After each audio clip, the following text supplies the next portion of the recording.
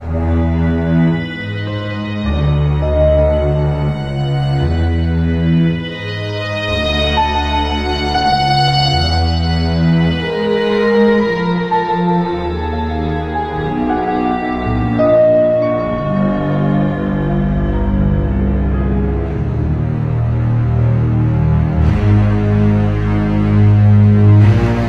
satanic plot was launched back in the 1760s when it first came into existence under the name of the Illuminati.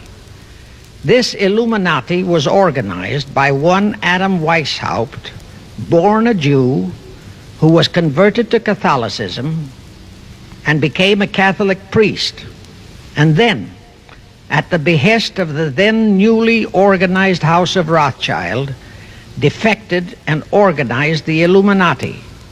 Naturally, the Rothschilds financed that operation. And every war since then, beginning with the French Revolution, has been promoted by the Illuminati, operating under various names and guises. I say under various names and guises because after the Illuminati was exposed and became too notorious, Weishaupt and his co-conspirators began to operate under various other names. In the United States, immediately after World War I, they set up what they called the Council on Foreign Relations, commonly referred to as the CFR. And this CFR is actually the Illuminati in the United States. And its hierarchy, the masterminds in control of the CFR, to a very great extent, are the descendants of the original Illuminati conspirators. But to conceal that fact, most of them changed their original family names to American-sounding names. For example, the true name of the Dillons, Clarence and Douglas Dillon, once Secretary of the U.S. Treasury Department, is Lepowski. I'll come back to all this later. There is a similar establishment of the Illuminati in England, operating under the name of the British Institute of International Affairs. There are similar secret Illuminati organizations in France, Germany, and other nations operating under different names. And all these organizations, including the CFR, continuously set up numerous subsidiary or front organizations that are infiltrated into every phase of the various nations' affairs. But at all times, the operations of these organizations were and are masterminded and controlled by the internationalist bankers, who in turn were and are controlled by the Rothschilds. One branch of the Rothschild family had financed Napoleon. Another branch of the Rothschilds, both branches the real masterminds of the Illuminati, financed Britain, Germany, and the other nations in the Napoleonic Wars. Immediately after the Napoleonic Wars, the Illuminati assumed that all the nations were so destitute and so weary of wars that they'd be glad for any solution. So the Rothschild stooges set up what they called the Congress in Vienna, and at that meeting they tried to create the first League of Nations, their first attempted one world government, on the theory that all the crowned heads of the European governments were so deeply in debt to them that they would willingly or unwillingly serve as their stooges. But the Tsar of Russia caught the stench of the plot and completely torpedoed it. The enraged Nathan Rothschild, then the head of that dynasty, vowed that someday he or his descendants would destroy the Tsar and his entire family. And his descendants did accomplish that very threat in 1917. At this point, bear in mind that the Illuminati was not set up to operate on a short-range basis. Normally, a conspirator of any type enters into a conspiracy with the expectation of achieving his objective during his own lifetime. But that was not the case with the Illuminati. True, they hoped to accomplish their objective during their lifetime. But Paraphrasing, the show must go on. The Illuminati operates on the very long-range basis. Whether it will take scores of years or even centuries, they have dedicated their descendants to keep the plot boiling until they hope the conspiracy is achieved. Now let's go back to the birth of the Illuminati. Adam Weishaupt was a Jesuit-trained professor of canon law, teaching in Ingolstadt University when he defected from Christianity to embrace the Luciferian conspiracy. It was in 1770 that the professional moneylenders, the then recently organized House of Rothschild, retained him to revise and modernize the age-old protocols of Zionism, which from the outset was designed to give the synagogue of Satan, so named by Jesus Christ, ultimate world domination, so they could impose the Luciferian ideology upon what would remain of the human race after the final social cataclysm by use of satanic despotism. Weishaupt completed his task May 1st, 1776. Now you know why May 1 is the great day with all communist nations to this very day. That was the day, May 1, 1776, that Weishaupt completed his plan and officially organized the Illuminati to put the plan into execution. That plan required the destruction of all existing governments and religions. That objective was to be reached by dividing the masses of people whom he, Weishaupt, termed Goyim, or human cattle, into opposing camps in ever-increasing numbers on political, social, economic, and other issues, the very conditions we have in our country today. The opposing sides were then to be armed and incidents provided which would cause them to fight and weaken themselves and gradually destroy national governments and religious institutions. Again, I say, the very conditions in the world today. Now, just why did the conspirators choose the word Illuminati for their satanic organization? Weishaupt himself said that the word is derived from Lucifer and means holders of the light, using the lie that his objective was to bring about a one-world government to enable those with mental ability to govern the world and prevent all wars in the future. In short, using the word peace on earth as his bait, exactly as that same bait, peace, was used by the 1945 conspirators to foist the United Nations on us. Weishaupt, financed, I repeat, by the Rothschilds, recruited some 2,000 paid followers. These included the most intelligent men in the fields of arts and letters, education, the sciences, finance, and industry. He then established lodges of the Grand Orient, Masonic lodges, to be their secret headquarters. And I again repeat that in all of this, he was acting under orders from the House of Rothschild. The main features of the Weishaupt plan of operation required his Illuminati to do the following things to help them to accomplish their purpose.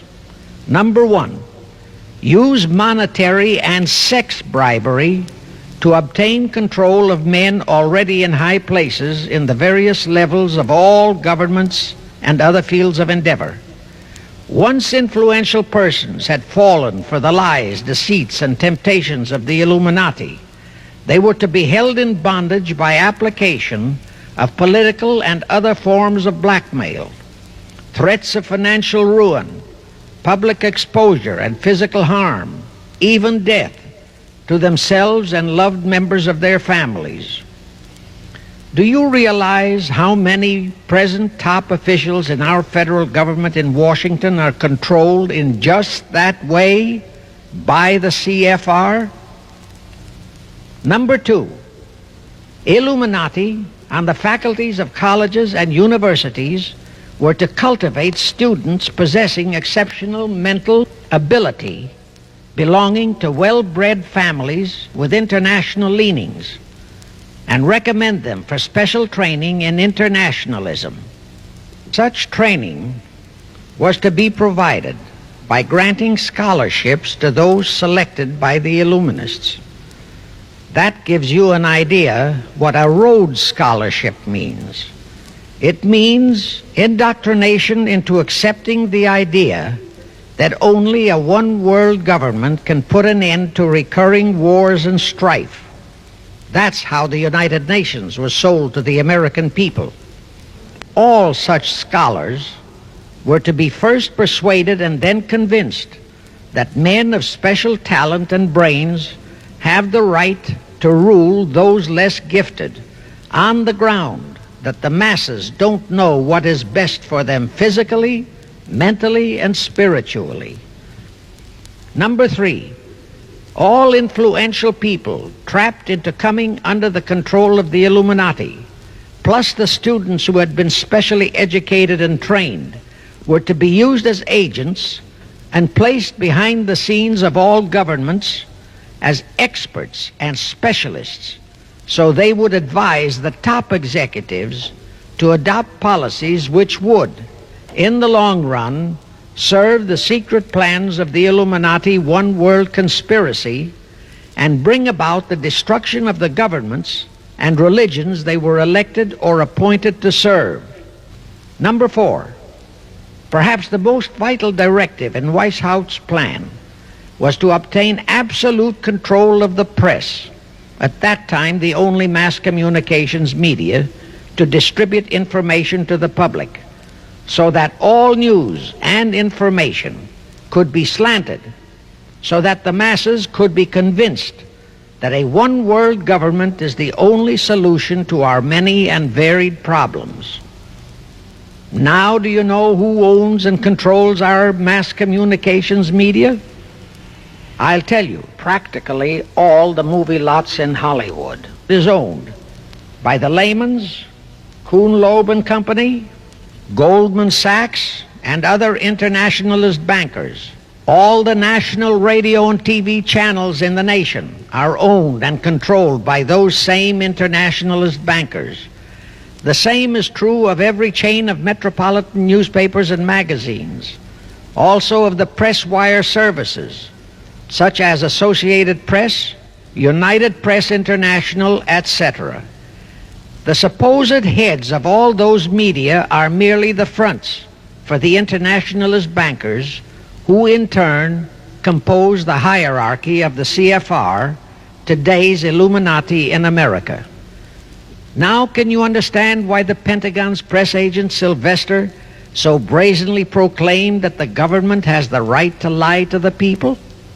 What he really meant was that our CFR-controlled government had the power to lie to and be believed by the brainwashed American people. And let's again go back to the first days of the Illuminati. Because Britain and France were the two greatest world powers in the late years of the 18th century, Weishaupt ordered the Illuminati to foment the colonial wars, including our Revolutionary War, to weaken the British Empire and organize the French Revolution to destroy the French Empire. He scheduled the French Revolution to start in 1789. However, in 1784, a true act of God placed the Bavarian government in possession of evidence which proved the existence of the Illuminati, and that evidence could have saved France if they, the French government, hadn't refused to believe it. Here is how that act of God happened. It was in 1874 that Weishaupt issued his orders for the French Revolution. A German writer named Zwack put it into book form. It contained the entire Illuminati story and Weishaupt's plans. A copy of this book was sent to the Illuminists in France, headed by Robespierre, whom Weishaupt had delegated to foment the French Revolution. The courier was struck and killed by lightning as he rode through Ralston on his way from Frankfurt to Paris. The police found the subversive documents on his body and turned them over to the proper authorities. After careful study of the plot, the Bavarian government ordered the police to raid Weishaupt's newly organized lodges of the Grand Orient and the homes of his most influential associates. All additional evidence thus discovered convinced the authorities the documents were genuine copies of the conspiracy by which the Illuminati planned to use wars and revolutions to bring about the establishment of a one-world government, the powers of which they, headed by the Rothschilds, intended to usurp as soon as it was established, exactly in line with the United Nations plot of today. In 1785, the Bavarian government outlawed the Illuminati and closed the lodges of the Grand Orient. In 1786, they published all the details of the conspiracy. The English title of that publication is The Original Writings of the Order and Sect of the Illuminati. Copies of the entire conspiracy were sent to all the heads of church and state in Europe. But the power of the Illuminati, which was actually the power of the Rothschilds, was so great that this warning was ignored. Nevertheless, Illuminati became a dirty word, and it went underground. At the same time, Weishaupt ordered Illuminists to infiltrate into the lodges of Blue Masonry and form their own secret societies within all secret societies. Only Masons who proved themselves internationalists and those whose conduct proved they had defected from God were initiated into the Illuminati. Thenceforth, the conspirators donned the cloak of philanthropy and humanitarianism to conceal their revolutionary and subversive activities. In order to infiltrate into Masonic lodges in Britain, Weishaupt invited John Robison over to Europe. Robison was a high-degree Mason in the Scottish Rite. He was a professor of natural philosophy at Edinburgh University and secretary of the Royal Society of Edinburgh. Robison did not fall for the lie that the objective of the Illuminati was to create a benevolent dictatorship, but he kept his reactions to himself so well that he was entrusted with a copy of Weishaupt's revised conspiracy for study and safekeeping. Anyway, because the heads of state and church in France were deluded into ignoring the warnings given them, the revolution broke out in 1789 as scheduled by Weishaupt. In order to alert other governments to their danger, in 1798 Robison published a book entitled Proof of a Conspiracy to Destroy All Governments and Religions. But his warnings were ignored, exactly as our American people have been ignoring all warnings about the United Nations and the Council on Foreign Relations, the CFR. Now here is something that will stun and very likely outrage many who hear this, but there is documentary proof that our own Thomas Jefferson and Alexander Hamilton became students of Weishaupt's. Jefferson was one of Weishaupt's strongest defenders when he was outlawed by his government. And it was Jefferson who infiltrated the Illuminati into the then newly organized lodges of the Scottish Rite in New England. Here is the proof.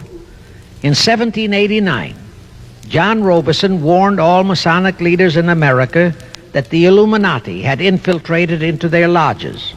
And on July 19, 1789, David Papin, president of Harvard University, issued the same warning to the graduating class and lectured them on the influence Illuminism was acquiring on American politics and religion. And to top it off, John Quincy Adams, who had organized the New England Masonic lodges, issued his warnings. He wrote 3 letters to Colonel William L. Stone, a top Mason, in which he exposed how Jefferson was using Masonic lodges for subversive, illuministic purposes. Those 3 letters are at this very time in Rittenberg Square Library in Philadelphia.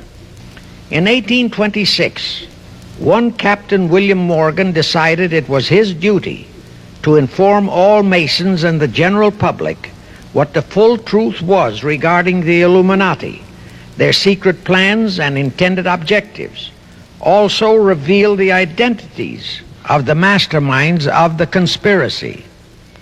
The Illuminati promptly tried Morgan in absentia and convicted him of treason. They ordered one Richard Howard, an English Illuminist, to carry out their sentence of execution as a traitor.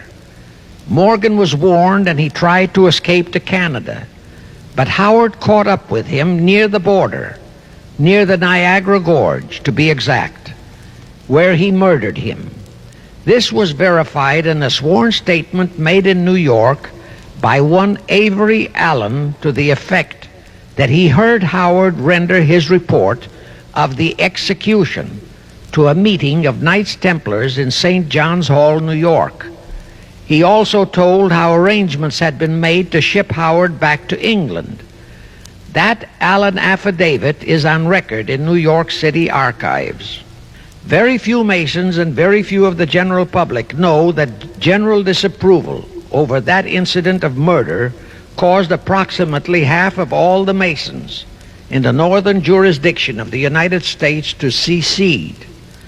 Copies of the minutes of the meeting held to discuss that matter are still in existence in safe hands, and that all that secrecy emphasizes the power of the masterminds of the Illuminati to prevent such terrible events of history from being taught in our schools. The Rothschilds decided that to keep the plot alive, they'd have to do it by heightening their control of the money systems of the European nations. Earlier, by a ruse, the outcome of the Battle of Waterloo had been falsified. Rothschild had spread a story that Napoleon had won that battle. That had precipitated a terrific panic on the stock market in England. All stocks had plummeted down to practically zero, and Nathan Rothschild bought all the stocks for virtually a penny on its dollar values. That gave him complete control of the economy of Britain and virtually of all Europe. So immediately after that Congress in Vienna had boomeranged, Rothschild forced Britain to set up a new Bank of England, which he absolutely controlled, exactly as later, through Jacob Schiff, he engineered our own Federal Reserve Act, which gave the House of Rothschild a secret control of the economy in the United States. Weishaupt died in 1830, but prior to his death he prepared a revised version of the age-old conspiracy, the Illuminati, which under various aliases was to organize, finance, direct, and control all international organizations and groups by working their agents into executive positions at the top. In the United States, we have Woodrow Wilson, Franklin Roosevelt, Jack Kennedy, Johnson, Rusk, McNamara, Fulbright, etc. as prime examples. In addition, while Karl Marx was writing the Communist Manifesto under the direction of one group of Illuminists, Professor Karl Ritter of Frankfurt University was writing the antithesis under direction of another group. The idea was that those who direct the overall conspiracy could use the differences in those two so-called ideologies to enable them to divide larger and larger members of the human race into opposing camps so that they could be armed and then brainwashed into fighting and destroying each other, and particularly to destroy all political and religious institutions. The work Ritter started was continued after his death and completed by the German so-called philosopher Friedrich Wilhelm Nietzsche, who founded Nietzscheism. This Nietzscheism was later developed into fascism and then into Nazism, and was used to foment World Wars I and II. In 1834, the Italian revolutionary leader Giuseppe Mazzini was selected by the Illuminati to direct their revolutionary program throughout the world. He served in that capacity until he died in 1872. But some years before he died, Mazzini had enticed an American general named Albert Pike into the Illuminati. Pike was fascinated by the idea of a one-world government, and ultimately he became the head of this Luciferian conspiracy. Between 1859 and 1871, Pike, worked out a military blueprint for 3 world wars and various revolutions throughout the world. Again, I remind that these conspirators were never concerned with immediate success. They always operated on a long-range view. Pike did most of his work in his home in Little Rock, Arkansas. But a few years later, when the Illuminati's lodges of the Grand Orient became suspect and repudiated because of Mazzini's revolutionary activities in Europe, Pike organized what he called the New and Reformed Palladian Rite. He set up 3 supreme councils, one in Charleston, South Carolina, one in Rome, Italy, and the 3rd in Berlin, Germany. He had Mazzini establish 23 subordinate councils in strategic locations throughout the world. These have been the secret headquarters of the world revolutionary movement ever since. Long before Marconi invented radio, the scientists in the Illuminati had found the means for Pike and the heads of his councils to communicate secretly.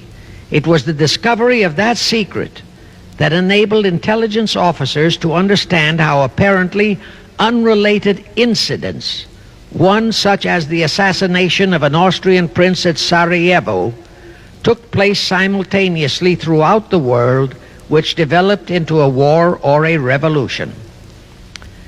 Pike's plan was as simple as it has proved effective. It called for communism, Nazism, political Zionism, and other international movements be organized and used to foment 3 global world wars and at least 2 major revolutions. The First World War was to be fought so as to enable the Illuminati to destroy Tsarism in Russia, as vowed by Rothschild after the Tsar had torpedoed his scheme at the Congress in Vienna, and to transform Russia into a stronghold of atheistic communism. The differences stirred up by agents of the Illuminati between the British and German empires were to be used to foment this war.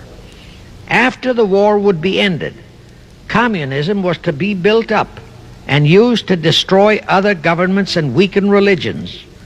World War II, when and if necessary, was to be fomented by using the controversies between fascists and political Zionists.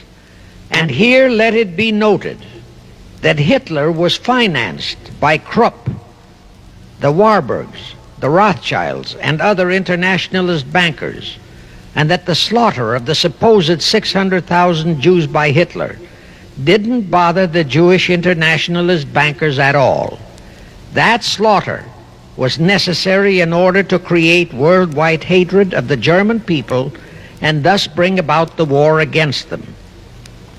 In short, this Second World War was to be fought to destroy Nazism and to increase the power of political Zionism so that the State of Israel could be established in Palestine. As we know now, Roosevelt, Churchill, and Stalin put that exact policy into effect, and Truman, Eisenhower, Kennedy, and Johnson continued that same exact policy. World War III is to be fomented by using the so-called controversies the agents of the Illuminati, operating under whatever new name, are now stirring up between the political Zionists and the leaders of the Muslim world.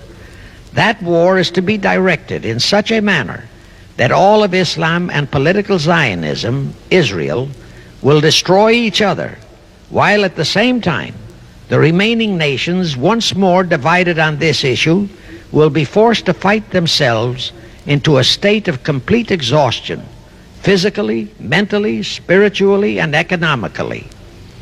Now, can any thinking person doubt that the intrigue now going on in the Near, Middle, and Far East is designed to accomplish that satanic objective?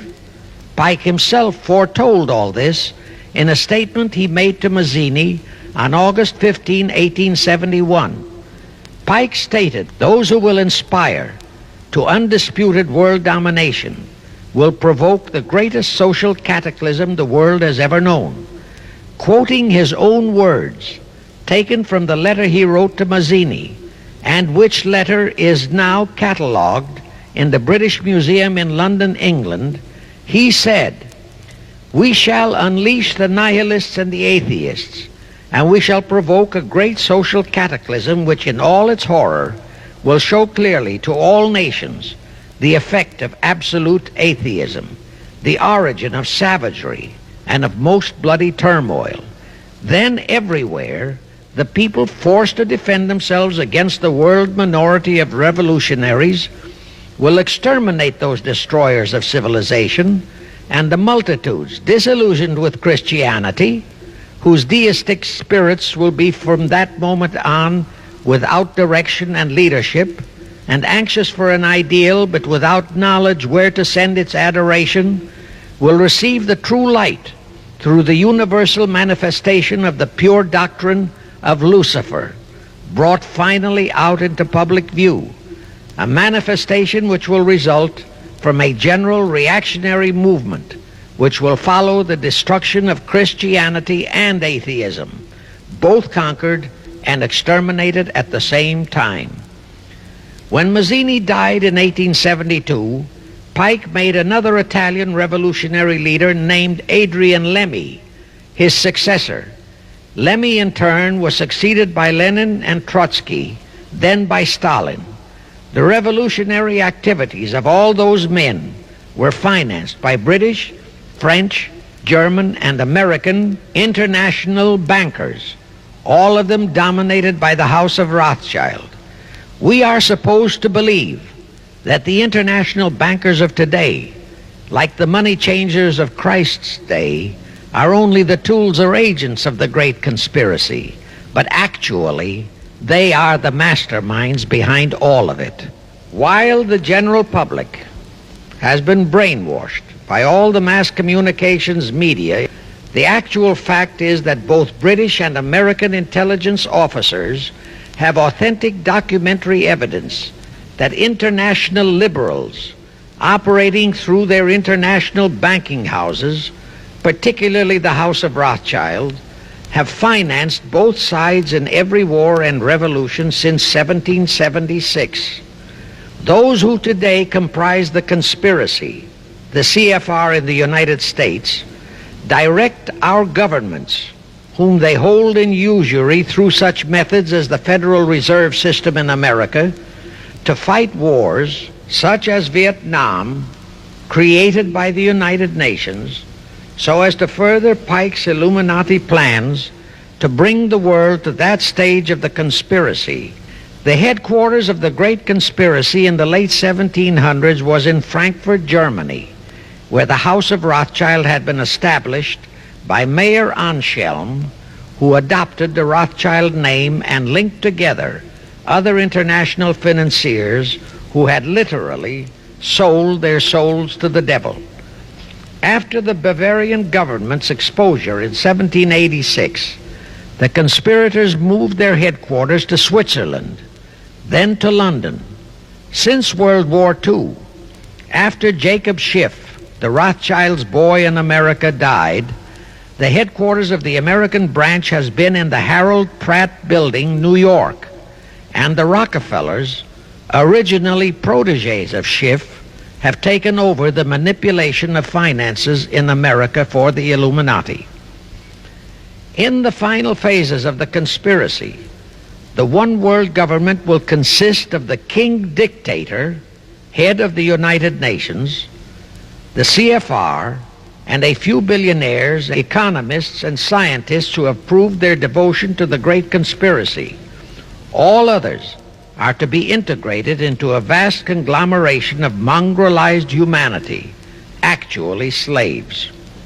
Now let me show you how our federal government and the American people have been sucked into the one-world takeover plot of the Illuminati Great Conspiracy.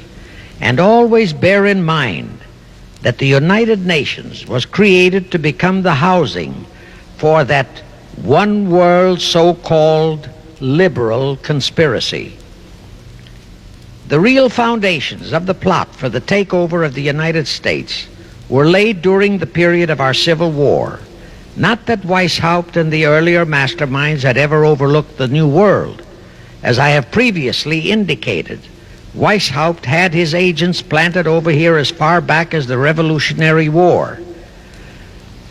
But George Washington was more than a match for them. It was during the Civil War that the conspirators launched their first concrete efforts. We know that Judah Benjamin, chief advisor of Jefferson Davis, was a Rothschild agent. We also know that there were Rothschild agents planted in Abraham Lincoln's cabinet who tried to sell him into a financial dealing with the House of Rothschild. But old Abe saw through the scheme and bluntly rejected it, thereby incurring the undying enmity of the Rothschilds, exactly as the Russian Tsar did when he torpedoed their first League of Nations at the Congress in Vienna. Investigation of the assassination of Lincoln revealed that the assassin, Booth, was a member of a secret conspiratorial group. Because there were a number of highly important government officials involved, the name of the group was never revealed, and it became a mystery, exactly as the assassination of Jack Kennedy still is a mystery. The ending of the Civil War destroyed, temporarily, all chances of the House of Rothschild to get a clutch on our money system, such as they had acquired in Britain and other nations in Europe. I say temporarily because the Rothschilds and the masterminds of the conspiracy never quit. So they had to start from scratch, but they lost no time in getting started. Shortly after the Civil War, a young immigrant who called himself Jacob H. Schiff arrived in New York. Jacob was a young man with a mission for the House of Rothschild. Jacob was the son of a rabbi, born in one of Rothschild's houses in Frankfurt, Germany. I won't go deeply into his background. The important point is that Rothschild recognized in him not only a potential money wizard, but more important, he also saw the latent Machiavellian qualities in Jacob that could, as it did, make him an invaluable functionary in the great one-world conspiracy. After a comparatively brief training period in the Rothschilds' London bank, Jacob left for America with instructions to buy into a banking house, which was to be the springboard to acquire control of the money system of the United States. Actually, Jacob came here to carry out 4 specific assignments. Number 1, and most important, was to acquire control of America's money system. Number 2, find desirable men who, for a price, would be willing to serve as stooges for the great conspiracy and promote them into high places in our federal government, our Congress, in the U.S. Supreme Court, and all federal agencies. Number 3, create minority group strife throughout the nations, particularly between whites and blacks. Number 4, create a movement to destroy religion in the United States, but Christianity to be the chief target. Now, the vast majority of the American people think that the Federal Reserve System is a United States government-owned agency. That is positively false. All of the stock of the Federal Reserve banks is owned by the member banks, and the heads of the member banks are all members of the hierarchy of the great Illuminati conspiracy known today as the CFR. The details of that act of treason in which many traitorous so-called Americans participated are far too long for this recording. Now, if you think that those aliens and their by accident of birth American co-conspirators would be content with just the control of our money system, you're in for another very sad shock. The Federal Reserve System gave the conspirators complete control of our money system, but it in no way touched the earnings of the people, because the Constitution positively forbids what is now known as the 20% withholding tax. But the Illuminati blueprint for one world enslavement called for the confiscation of all private property and control of individual earning powers. This, and Karl Marx stressed that feature in his blueprint, had to be accomplished by a progressive graduated income tax. As I stated, such a tax could not lawfully be imposed upon the American people. It is succinctly and expressly forbidden by our Constitution. Thus, only an amendment to the Constitution could give the federal government such confiscatory powers. Well, that too was not an insurmountable problem for our Machiavellian plotters. The same elected leaders in both houses of Congress and the same Mr. Woodrow Wilson, who signed the infamous Federal Reserve Act into law, amended the Constitution to make the federal income tax, known as the 16th Amendment, a law of the land. Both are illegal under our Constitution. In short, the same traitors signed both betrayals, the Federal Reserve Act and the 16th Amendment, into law. However, it seems that nobody ever realized that the 16th Amendment was set up to rob, and I do mean rob, the people of their earnings via the income tax provision. The plotters didn't fully use that provision until World War II, when that great humanitarian, Franklin Roosevelt, applied a 20% withholding tax on all small wage earners and up to 90% on higher incomes. Oh, of course, he faithfully promised that it would be only for the duration of the war.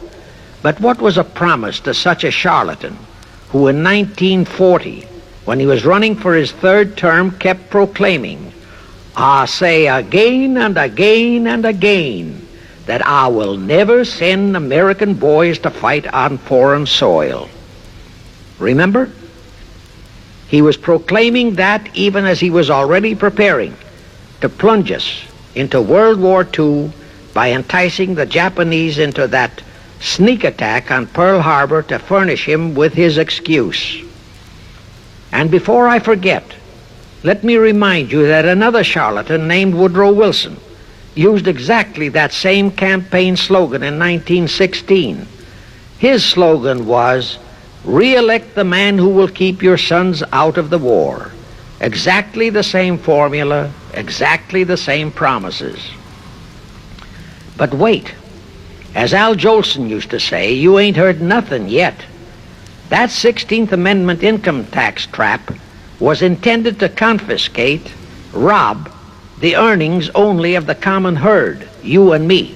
It was not intended to even touch the huge incomes of the Illuminati gang, the Rockefellers, the Carnegies, the Lehmans, and all the other conspirators. So together with that 16th Amendment, they created what they called the tax-free foundations. That would enable the conspirators to transform their huge wealth into such so-called foundations and avoid payment of virtually all income taxes. The excuse for it was that the earnings of those tax-free foundations would be devoted to humanitarian philanthropy. So we now have the several Rockefeller foundations, the Carnegie Endowment Fund, the Ford Foundation, the Mellon Foundation, and hundreds of similar tax-free foundations. And what kind of philanthropy do these foundations support? Well, they finance all the civil rights groups that are creating all the chaos and rioting all over the country. In short, the tax-free foundation financed those who are doing the job for the Illuminati Great Conspiracy. Our CFR Illuminati-controlled federal government can grant tax-free status to all foundations, and pro-red one-world outfits, such as the Fund for the Republic. But if you, or a patriotic pro-organization, is too outspokenly pro-American, they can terrify and intimidate you by finding a misplaced comma in your income tax report and by threatening you with penalties, fines, and even prison. Future historians will wonder how the American people could have been so naive and stupid as to have permitted such audaciously brazen acts of treason as the Federal Reserve Act and the 16th Amendment. Well, they were not naive and they were not stupid.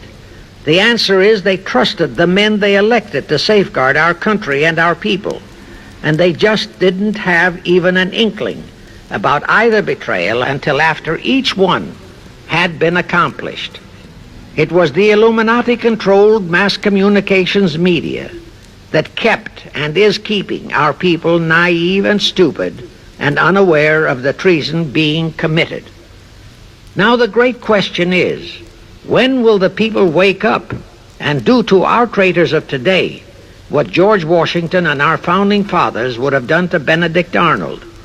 Actually, Benedict Arnold was a petty traitor compared to our present traitors in Washington.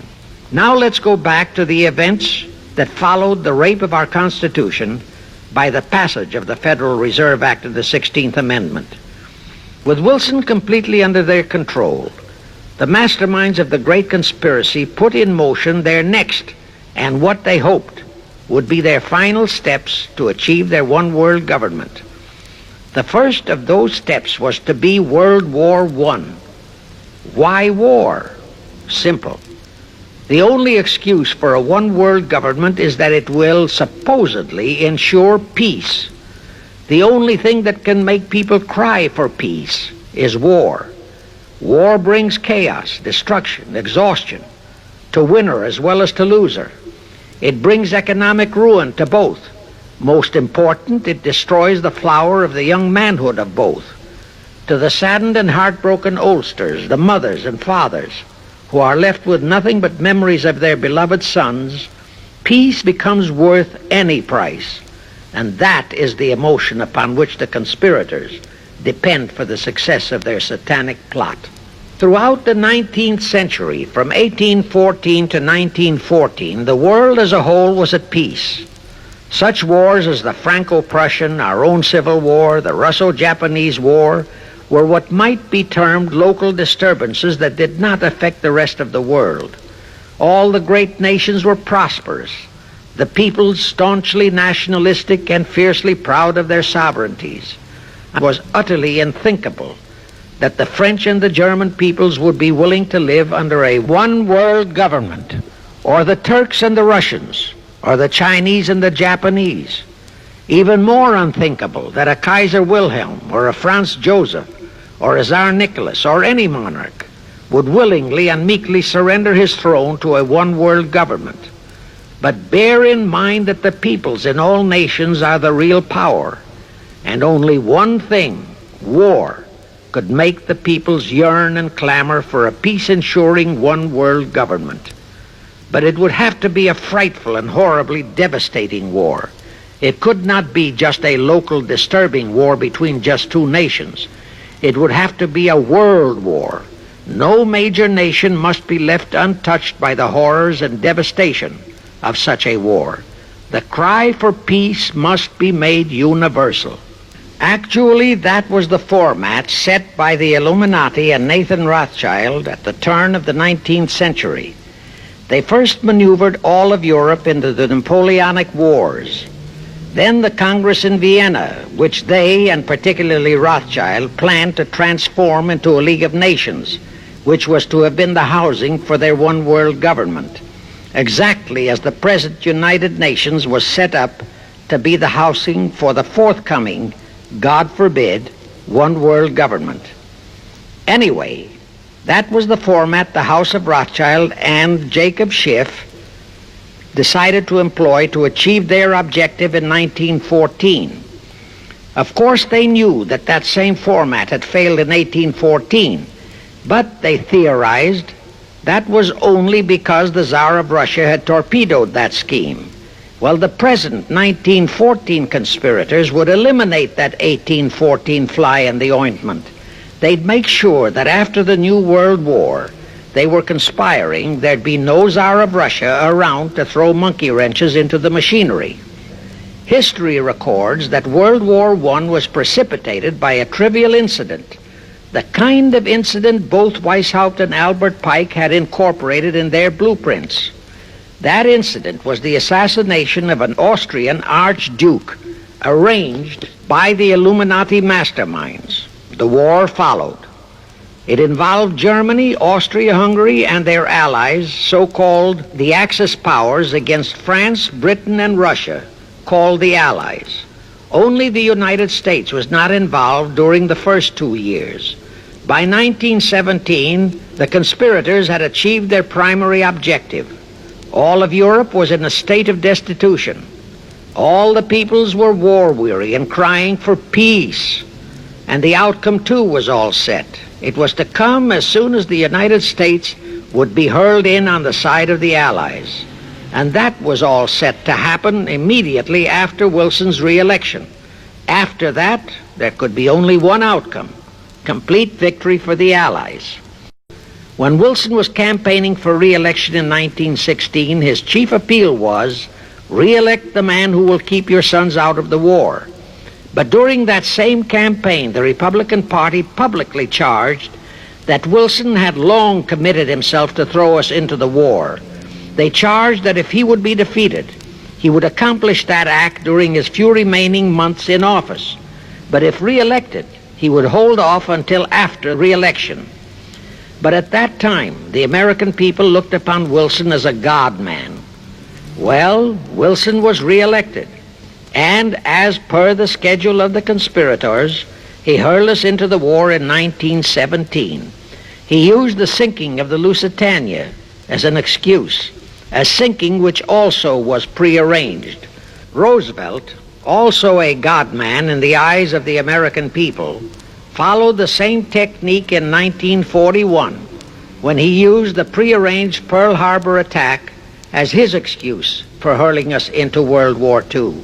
Now, exactly as the conspirators planned, victory for the Allies would eliminate all the monarchs of the defeated nations and leave all their peoples leaderless, confused, bewildered, and perfectly conditioned for the one world government the great conspiracy intended would follow. But there still would be an obstacle, the same obstacle that had balked the Illuminati and Rothschild at that Congress in Vienna peace gathering after the Napoleonic Wars.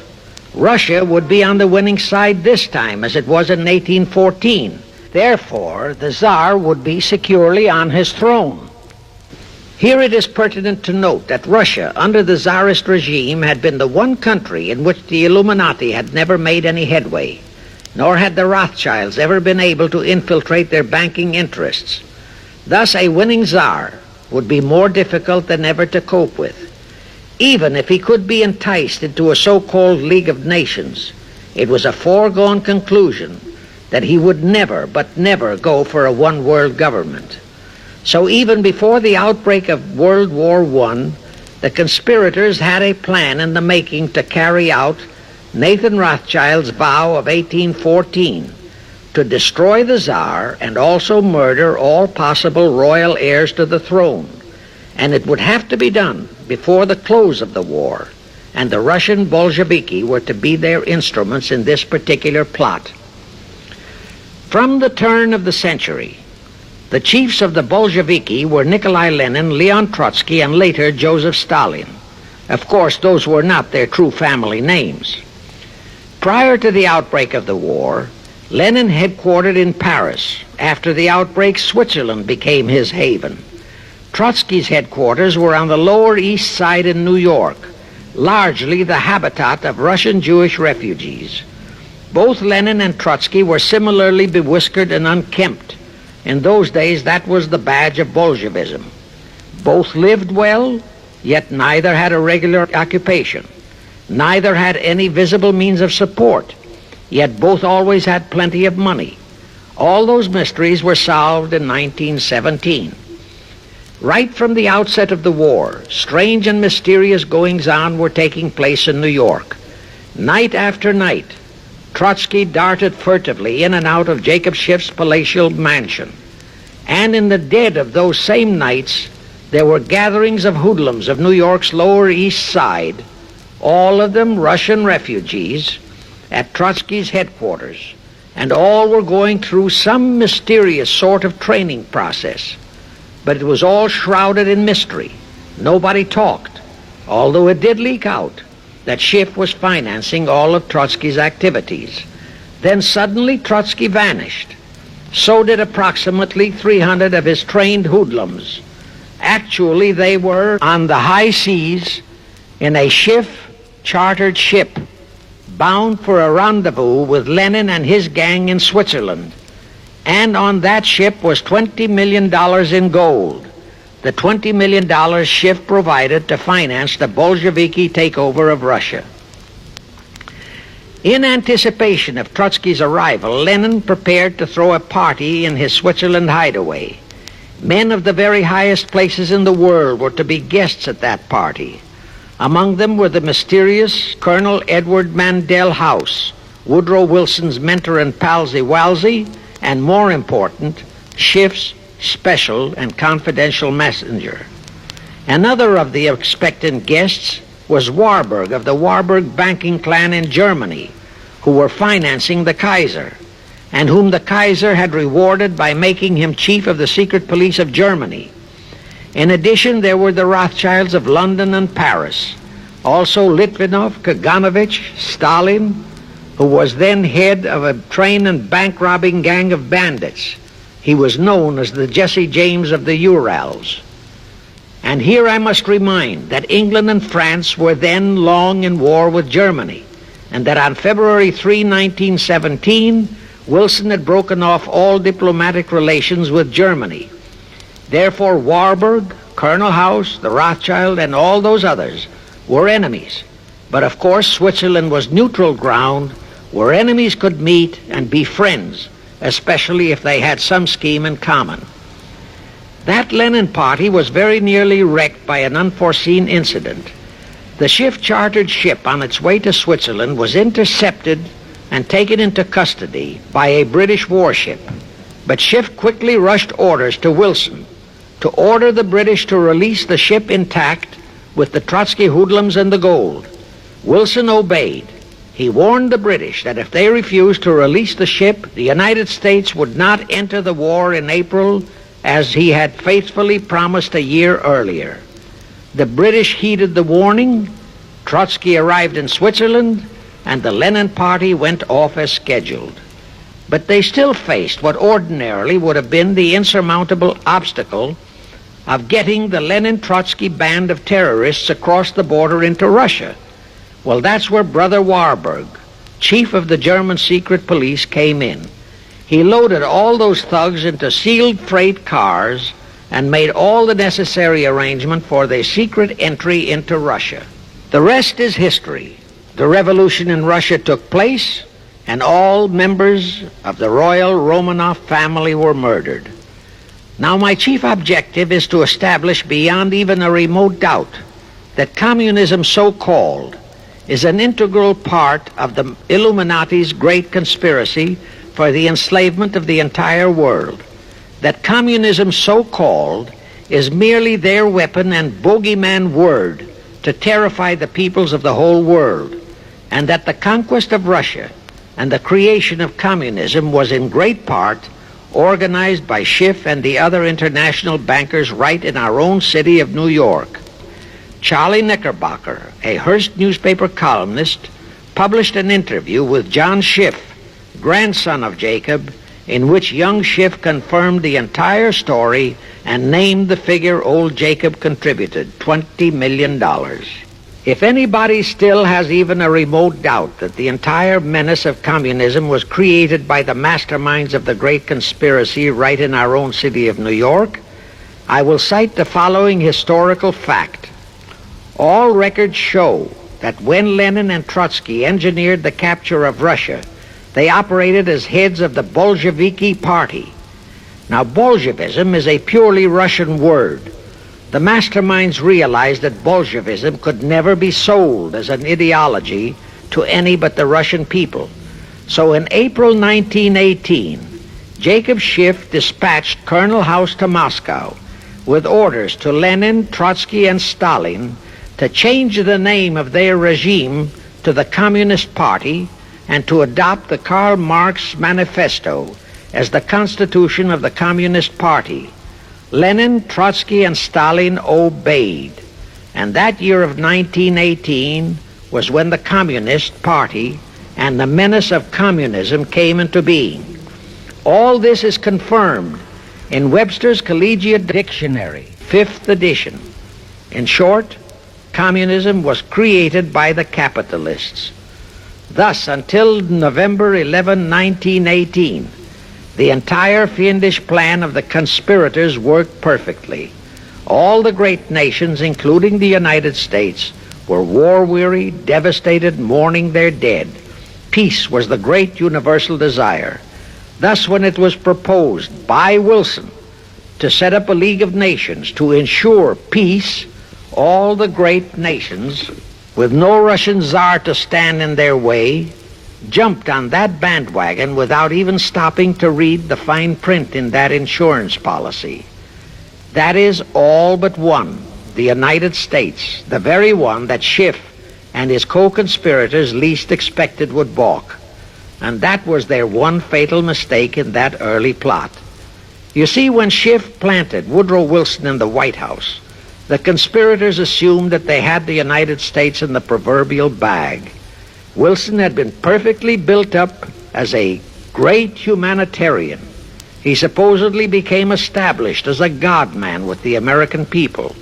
There was every reason for the conspirators to have believed that he would easily hornswoggle Congress into buying the League of Nations sight unseen, exactly as the Congress of 1945 bought the United Nations sight unseen. But there was one man in the Senate in 1918 who saw through that scheme just as the Russian Tsar did in 1814. He was a man of great political stature, almost as great as that of Teddy Roosevelt, and fully as astute. He was highly respected and trusted by all members of both houses of Congress and by the American people. The name of that great and patriotic American was Henry Cabot Lodge, not the phony of today who called himself Henry Cabot Lodge Jr. until he was exposed.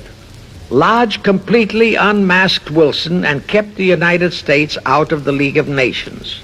Here it becomes of great interest to know the real reason for the Wilson League of Nations flop. As I previously stated, Schiff was sent to the United States to carry out 4 specific assignments. Number 1 and most important was to acquire complete control of the U.S. money system. Number 2, as outlined in the original Weishaupt Illuminati blueprint, he was to find the right kind of men to serve as stooges for the great conspiracy and promote them into the highest offices in our federal government, our Congress, our U.S. Supreme Court, and all federal agencies, such as the State Department, the Pentagon, the Treasury Department, etc. Number 3, destroy the unity of the American people by creating minority group strife throughout the nation, especially between the whites and blacks as outlined in Israel Cohen's book. Number 4, create a movement to destroy religion in the United States with Christianity to be the chief target or victim. In addition, he was strongly reminded of the imperative directive in the Illuminati blueprint to achieve full control of all mass communications media, to be used to brainwash the people into believing and accepting all of the maneuverings of the great conspiracy. Schiff was warned that only control of the press, at that time our only mass communications media, would enable him to destroy the unity of the American people. Now then, Schiff and his co-conspirators did set up the NAACP, the National Association for the Advancement of the Colored People, in 1909. And in 1913, he set up the Anti-Defamation League of the B'nai B'rith. Both were to create the necessary strife. But in the early years, the ADL operated very timidly, perhaps for fear of a pogrom-like action by an aroused and enraged American people. In addition, Schiff, was busy developing and infiltrating the stooges to serve in all high places in our Washington government and in the job of acquiring control of our money system and the creation of the 16th Amendment. He also was very busy with the organizing of the plot for the takeover of Russia. In short, he was kept so busy with all those jobs that he completely overlooked the supreme job of acquiring complete control of our mass communications media. That oversight was the direct cause for Wilson's failure to lure the United States into the League of Nations, because when Wilson decided to go to the people to overcome the opposition of the lodge-controlled Senate, despite his established but phony reputation as a great humanitarian, he found himself faced by a solidly united people and by a loyal press whose only ideology was Americanism and the American way of life. At that time, due to the ineptness and ineffectiveness of both the ADL and the NAACP, there were no organized minority groups, no Negro problems, no so-called anti-Semitic problem to sway the people's thinking. There were no lefts, there were no rights, no prejudices for crafty exploitations. Thus, Wilson's League of Nations appeals fell on deaf ears. The control of the press was assigned to Rockefeller. Thus, Henry Luce, who recently died, was financed to set up a number of national magazines, among them Life, Time, Fortune, and others, which publish USSR in America. The Rockefellers also directly or indirectly financed the Cowles Brothers Look magazine and a chain of newspapers. They also financed a man named Sam Newhouse to buy up and build a chain of newspapers all over the country. And the late Eugene Meyer, one of the founders of CFR, bought the Washington Post, Newsweek, the weekly magazine, and other publications. At the same time, CFR began to develop and nurture a new breed of scurrilous columnists and editorial writers, such as Walter Lippmann, Drew Pearson, the Alsops, Herbert Matthews, Irwin Canham, and others of that ilk, who called themselves liberals, who proclaimed that Americanism is isolationism, that isolationism is warmongerism, that anti-communism is anti-Semitism and racism. All that took time, of course, but today our entire press, except for some local small-town papers and weeklies published by patriotic organizations, is completely controlled by CFR stooges, and thus they finally succeeded in breaking us up into a nation of quarreling, wrangling, squabbling, hating factions. Now, if you still wonder about the slanted news and outright lies you read in your paper, you have the answer. To the Lehmans, Goldman Sachs, Kuhn Loeb, and the Warburgs, the CFR assigned the job of getting control of the motion picture industry, Hollywood, radio and television, and believe you me, they succeeded. If you still wonder about the strange propaganda broadcasts by the Ed Murrows, Chet Huntley, Howard K. Smith, Eric Severide, Drew Pearson, and others of that ilk, you have the answer. If you wonder about all the smut, sex, pornography, and mixed marriage films you see in your movie theater and on your TV set, all of which is demoralizing our youth, you have the answer. It tells in detail how the press, the movies, TV, and radio have been, and still are, used to brainwash the people, to demoralize our youth, and they have been and still are encouraging and creating sympathy for the rioting civil rights lawlessness. To the vast majority of the American people, our foreign policy for many years has been a complete enigma. Most of us simply can't understand why this great nation is seemingly floundering so helplessly in the art of diplomacy. We can't understand why our leaders are seemingly so confused and bewildered in all their dealings.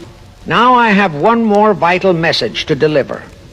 As I told you, one of the 4 specific assignments Rothschild gave Jacob Schiff was to create a movement to destroy religion in the United States, with Christianity to be the chief target.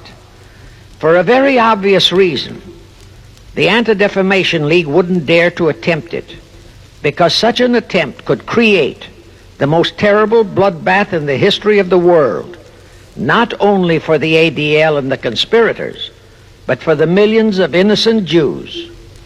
Schiff turned that job over to Rockefeller for another specific reason. The destruction of Christianity could be accomplished only by those who are entrusted to preserve it, by the pastors, the men of the cloth. As a starter, John D. Rockefeller picked up a young so-called Christian minister by the name of Dr. Harry F. Ward, Reverend Ward, if you please. At that time, he was teaching religion at the Union Theological Seminary. Rockefeller found a very willing Judas in this reverend. Thereupon, in 1907, he financed him to set up the Methodist Foundation of Social Service. And Ward's job was to teach bright young men to become so-called ministers of Christ and to place them as pastors of churches. While teaching them to become ministers, the Reverend Ward also taught them how to very subtly and craftily preach to their congregations that the entire story of Christ is a myth, to cast doubts on the divinity of Christ, to cast doubts about the Virgin Mary. In short, to cast doubts on Christianity as a whole. It was not to be a direct attack, but much of it by crafty insinuation that was to be applied in particular to the youth in the Sunday schools. Remember Lenin's statement, "Give me just one generation of youth and I'll transform the whole world." Then, in 1908, the Methodist Foundation of Social Service, which incidentally was America's first Communist Front organization, changed its name to the Federal Council of Churches. By 1950, the Federal Council of Churches was becoming very suspect. So in 1950, they changed the name to the National Council of Churches. Do I have to tell you more about how this National Council of Churches is deliberately destroying faith in Christianity? I don't think so. But this I will tell you. If you are a member of any congregation whose pastor and church are members of this Judas organization, your contributions are helping the Illuminati's plot to destroy religion and your faith in God and Jesus Christ. Thus you are deliberately delivering your children to be indoctrinated with disbelief in God and church, and which can easily transform them into atheists. Find out immediately if your church is a member of the National Council of Churches, and for the love of God and your children, if it is, withdraw from it at once. However, let me warn you, that same destroy religion process has been infiltrated into other denominations. But of course, there are many individual churches and pastors who are honest and sincere. Find one such for yourself and for your children.